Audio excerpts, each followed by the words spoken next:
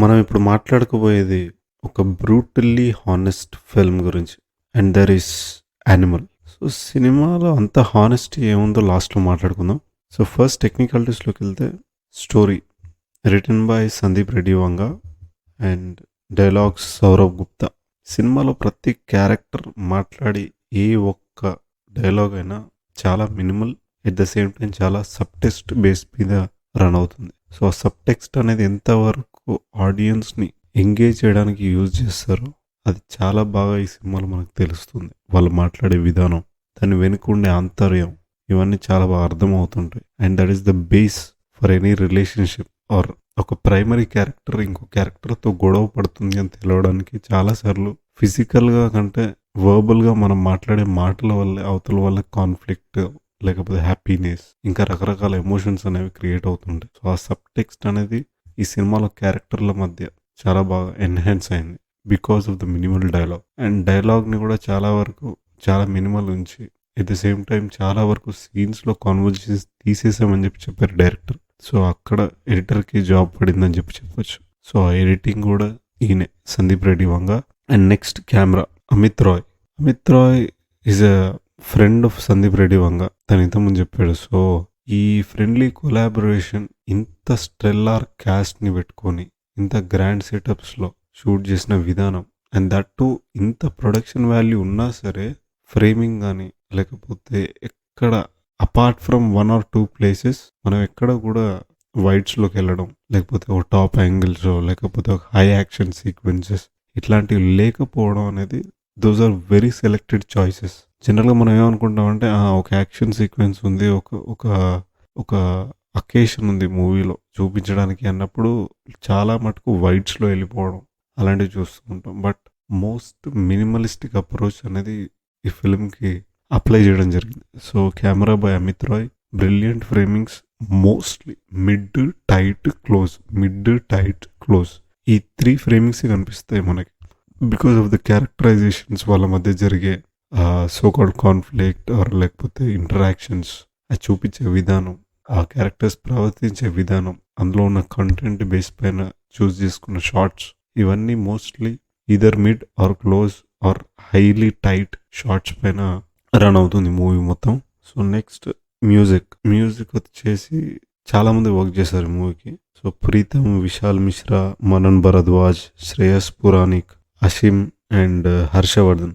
Harshavardhan background score and at the same time ఒక సాంగ్‌కి కూడా వర్క్ చేశారు. So, coming to background score, every single scene ప్రతి సీన్‌ని క్రియేట్ చేసే ముందే బ్యాక్‌గ్రౌండ్ స్కోర్‌ని రెడీ చేసుకొని సెట్‌లో ప్లే చేసి మరి యాక్టర్స్‌కి ఇన్‌స్ట్రక్షన్ ఇచ్చి చేయించడం అనేది అప్పట్లో 'సర్జియో లియోని' మూవీస్‌లో, కౌబాయ్ మూవీస్‌లో మనం విన్నాం గానీ, బట్ ఇన్ రీసెంట్ టైమ్స్ ఈ మూవీకి అలా జరిగిందని చెప్పి మొన్న ఓ ఇంటర్వ్యూలో రణబీర్ కపూర్ చెప్పాడు. So, that's very good to hear that because background score ఉండడం వల్ల దానికి సంబంధించిన టోన్, సీన్‌కి సంబంధించిన టోన్ లేకపోతే దాని ఇంటెంట్ అనేది ఇంకా బాగా ఎన్హాన్స్ అవుతుంది యాక్టర్స్‌కి పర్ఫార్మ్ చేయడానికి అని చెప్పి రణబీర్ కపూర్ చెప్పాడు. So, music has been excellent because మనం ఎక్కడ చూసినా ఈ సినిమాకి సంబంధించిన రీల్స్, డైలాగ్స్, మీమ్స్ అన్నీ at the same time appreciation and love for the music అనేది చాలా బాగా కనిపిస్తుంది. ఇంత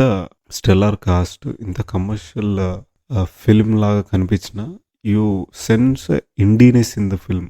అంటే ఆ మ్యూజిక్ పరంగానో లేకపోతే చూజ్ చేసుకున్న బ్యాక్‌గ్రౌండ్ స్కోర్ గానీ ఎక్కడో కొంచెం ఇండీ ఉంటూనే at the same time commercially barriers ఏవైతే కమర్షియల్ మ్యూజిక్‌లో ఉండే ఫ్లేవర్స్ ఉంటాయో అవి రిఫ్లెక్ట్ అవ్వడం అనేది చాలా బాగా వర్కౌట్ అయింది. సో, మ్యూజిక్, బ్యాక్‌గ్రౌండ్ స్కోర్ ఎక్సలెంట్‌గా వర్కౌట్ అయ్యాయి. మూవీని మ్యూజిక్ ఎంత వరకు ఎన్హాన్స్ చేయాలో అంతకు 100 టైమ్స్ ఎక్కువ బెనిఫిట్ చేసింది ఈ స్టోరీకి. అండ్ లిరిక్స్ వచ్చేసి మనోజ్ ముంతషిర్, జానీ, సిద్ధార్థ్ గరీమా, రాజశేఖర్, బిపిందర్ బబ్బల్, మనన్ భరద్వాజ్, గురీందర్ అండ్ హకీమ్ కెమ్సన్. సో, ఒక్కొక్కరు ఒక్కొక్క మూవీలో ఒక్కొక్కరు ఒక్కో సాంగ్‌కి వర్క్ చేయడం వల్ల ఎవరి స్టైల్ వాళ్ళది. అండ్ అన్ని స్టైల్స్ తీసుకొచ్చి ఆ మూవీలో ఇంజెక్ట్ చేసేసరికి అదొక సెపరేట్ స్టైల్ లాగా అనిపిస్తుంది. సో, కలెక్టివ్ వర్క్ అనమాట. Lyrics and music. And next sound design. Sound designing sync sound వాళ్ళు చేశారు. దీనికి సింక్ సినిమా వాళ్ళు చేశారు సౌండ్ డిజైన్. అండ్ మిక్సింగ్ వచ్చేసి Rajakrishna M R. He is from Dolby mixing. So Dolby మిక్స్లో సౌండ్ డిజైనింగ్ అనేది ఎంత రిఫైన్ అవుతుందో అది మనం డాల్బీ టెక్నికాలిటీస్లోకి వెళ్తే తెలుస్తుంది. సో ఈ సినిమా ఇంత బాగా కనిపించడం కన్నా ఎక్కువ వినిపించడం జరుగుతుంది. సో అక్కడ మిక్సింగ్ అనేది, సౌండ్ డిజైనింగ్ అనేది ఎంతవరకు హిట్ అయింది అనేది చాలా బాగా అనిపిస్తుంది మనకి. నెక్స్ట్ తెలుగులో ఈ సినిమా ప్యారలల్గా 5 లాంగ్వేజెస్లో రిలీజ్ అయ్యేసరికి అందరి క్రెడిట్స్ మెన్షన్ చేయడం ఇట్స్ డిఫికల్ట్. ఎందుకంటే అది చెప్తూ పోవడం వల్ల బేసికలీ 5 లాంగ్వేజెస్లో అంటే ఎంత ఎక్స్టెన్సివ్గా వర్క్ జరిగి ఉంటుంది, ఎంతమంది వర్క్ చేసి ఉంటారు అని చెప్పి మనకు ఐడియా ఉంటుంది. సో అందుకని అందరి క్రెడిట్స్ మెన్షన్ చేయలేకపోయాం. సో లిరిక్స్ వచ్చేసి ప్రిడామినెంట్గా అంటే హిందీలో చాలామంది వర్క్ చేశారు, ప్యారలల్గా తెలుగులో వర్క్ చేశారు. తెలుగులో కూడా same music, even all the languages same music, but lyrics అనేది ఆ లాంగ్వేజెస్కి సంబంధించిన ఎవరైతే టాప్ లిరిసిస్ట్ ఉంటారో, అంటే డైరెక్టర్ సెన్సిటివిటీకి మ్యాచ్ అయ్యే, తనకు నచ్చిన తన సెన్సిబిలిటీకి మ్యాచ్ అయ్యే లిరిసిస్ట్ ఉంటారో వాళ్ళని సెలెక్ట్ చేసుకున్నారు. సో హిందీలో ఇందాక చెప్పినట్టు చాలామంది వర్క్ చేశారు, బట్ తెలుగులోకి వచ్చేసరికి అనంత్ శ్రీరామ్ ఇంకా వేరే వాళ్ళు వర్క్ చేశారు. So overall music, lyrics, composition, background score ఇవన్నీ సినిమాని ఒక బేస్మెంట్ లెవెల్లో ఉంచాల్సిన సినిమాని తీసుకెళ్లి టాప్ ఫ్లోర్లో పెట్టేసాయి అనమాట. So music has been a tremendous factor of contribution for this movie. So technicalities అన్నీ అయిపోయాయి. Next cost. వికీపీడియాలో కాస్టింగ్ అని చెప్పి ఒక మూవీకి సంబంధించిన కాస్ట్ ఏంటి అని చెప్పి టైప్ చేస్తే ఒక వర్డ్ వస్తుంది బేసిక్గా, an ensemble cast of so and so అని చెప్పి అందరి ఆర్టిస్టులు అందరి క్రెడిట్స్ మెన్షన్ చేస్తారు. సో ఆ ఎన్సెంబుల్ అన్న వర్డ్ మీనింగ్ ఈ మూవీకి చాలా బాగా మ్యాచ్ అవుతుంది. బికాస్ రణబీర్ కపూర్, అనిల్ కపూర్ అండ్ చాలా మంది పాత వాళ్ళు కూడా ఉన్నారు మూవీలో. Apart from Rashmika, everyone including చిన్న క్యారెక్టర్ అయినా సరే యు రిమెంబర్ దెమ్. వాళ్ళ తర్వాత మనం వాళ్ళని గుర్తుపట్టొచ్చు. He was there in Animal, తన యానిమల్లో చేశాడని చెప్పి. సో అంత బాగా ప్రతి ఒక్కరు చాలా బాగా ఇమిడారు. బాబీ దియోల్, ప్రతి ఒక్కరిని మెన్షన్ చేసి ఇట్స్ వెరీ అన్ఫేర్ అనిపించింది. అందుకనే ప్రతి ఒక్క క్యారెక్టర్ మనకు గుర్తుండిపోవడం, ఈవెన్ దోస్ బ్రదర్ క్యారెక్టర్స్ ఎవరెవరైతే చేశారో వాళ్ళు కూడా చాలా బాగా గుర్తుంటారు మనకి. సో కాస్ట్, టెక్నికాలిటీస్ అన్నీ చాలా చాలా చాలా బాగా వర్కౌట్ అయ్యాయి మూవీకి. అని అంటారు కదా, 24 క్రాఫ్ట్స్ కలెక్టివ్గా వర్క్ చేసి ఒక విజన్ని నమ్మి చేస్తే ఆ సినిమా ఏ పొజిషన్కి వెళ్తుందో మనం ఊహించడం కూడా కష్టం అని చెప్పి ఎగ్జాక్ట్లీ అదే జరిగింది ఈ మూవీకి. Coming to direction, last but not least direction.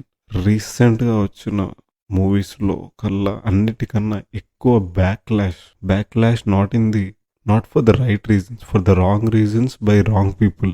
అంటే సినిమాని చూడకుండా దాని గురించి రివ్యూలు చెప్పేవాళ్ళు, లేకపోతే కావాలని నెగిటివ్గా స్ప్రెడ్ చేయాలి అన్న అజెండా పెట్టుకుని మాట్లాడుతున్నారు అని చెప్పి చాలా వరకు తెలిసిపోతుంది వాళ్ళు మాట్లాడే విధానంలో. సో వాళ్ళ సినిమా ఆగడం అనేది జరగదు. బికాస్ ఫైనలీ ఆడియన్స్ వాళ్ళకి నచ్చితే ఎవ్వడేం చేయలేడు, ఒక మూవీని ఎవ్వడు ఆపలేడు అని అనడానికి Animal is the biggest example and the best example actually. So డైరెక్షన్కి వచ్చేసరికి every single thing right from craft కానీ, స్టోరీ కానీ, క్యారెక్టరైజేషన్స్, రాసుకున్న విధానం, దాన్ని ఎనాక్ట్ చేసిన విధానం, ఆ విజన్ని ముందుకు తీసుకెళ్ళిన విధానం, ఇవన్నీ చూస్తే without any doubt is a master at his craft అని చెప్పి చెప్పొచ్చు సందీప్ రెడ్డి వంగ. చాలామంది చాలా రకాలుగా క్యారెక్టర్ గురించి, ప్రొటాగనిస్ట్ కానీ యాంటాగనిస్ట్ గురించి కానీ చాలా రకాలుగా మెన్షన్ చేశారు.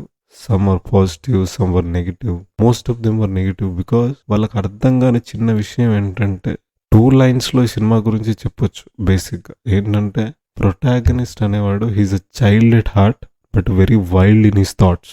ఈ చిన్న విషయం అర్థం కాని వాళ్ళు దీనిలో ఉన్న అన్నీ నెగిటివ్గా చూడడం, బయాస్డ్గా మూవీని చూడడం, దాని గురించి బయాస్డ్గా మాట్లాడడం, దాన్ని స్ప్రెడ్ చేయాలనుకోవడం. So these are the negatives. ఇంకా మనం వాళ్ళని ఏం చేయలేం. బట్ దేర్ ఇస్ ఏమంటారు, రివ్యూర్. ఆయన చాలా సంవత్సరాల నుంచి బాలీవుడ్ మూవీస్ని రివ్యూ చేస్తున్నారు and his name is Komal Nahta. Even ఆయన అన్నారు ఒక ఇంటర్వ్యూలో, ఆయన ఏమన్నారంటే whatever the nonsense, ఏదైతే ఈ అనవసరమైన హేట్రేడ్ అయితే స్ప్రెడ్ అవుతుందో అదంతా నాన్ సెన్స్. ఎందుకంటే సినిమా నేను చూశాను, ఇంత హేట్రేడ్ నా కెరీర్ మొత్తంలో, అంటే ఆయన చాలా సంవత్సరాల నుంచి ఉన్నారు ఇండస్ట్రీలో, సో ఇంత హేట్రెడ్ నేను నా కెరీర్‌లో చూడలేదు ఏ సినిమాకి గూడా. So, this is all wantedly చేస్తున్నారు వాళ్ళు అని చెప్పి ఆయన చెప్పారు. సో, అలా ఉన్నప్పుడు మనం ఏం చేయలేం. Coming to the direction, casting దగ్గర నుంచి మ్యూజిక్ కానీ, లేకపోతే క్యారెక్టరైజేషన్స్ అండ్ స్టోరీ ప్రోగ్రెస్ అయ్యే విధానం, దాన్ని ల్యాండ్ చేసిన విధానం, every single thing is very highly precisely planned and executed. And every single ఫ్రేమ్లో మనకు డైరెక్టర్ కనిపించడం అనేది it's a signature of the director. చాలా వరకు మనం 10 సినిమాలు చూస్తే దాంట్లో ఒక్కడో ఇద్దరో డైరెక్టర్లు గుర్తుంటారు. బట్ ఆ స్టైల్, ఆ signature right from first frame till last frame మనకు కనిపిస్తుంది. That's because of the style of the director. So every single ఫ్రేమ్లో డైరెక్టర్ కనిపిస్తాడు.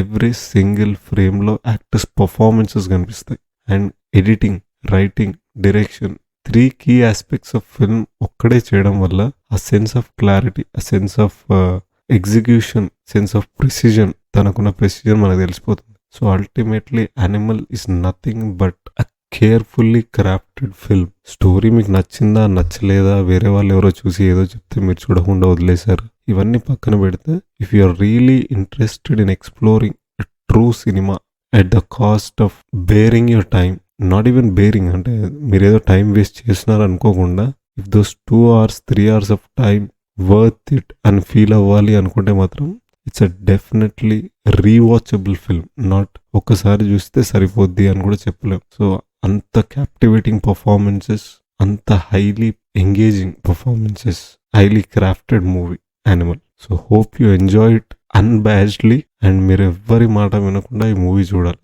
That's the only motive of this entire thing.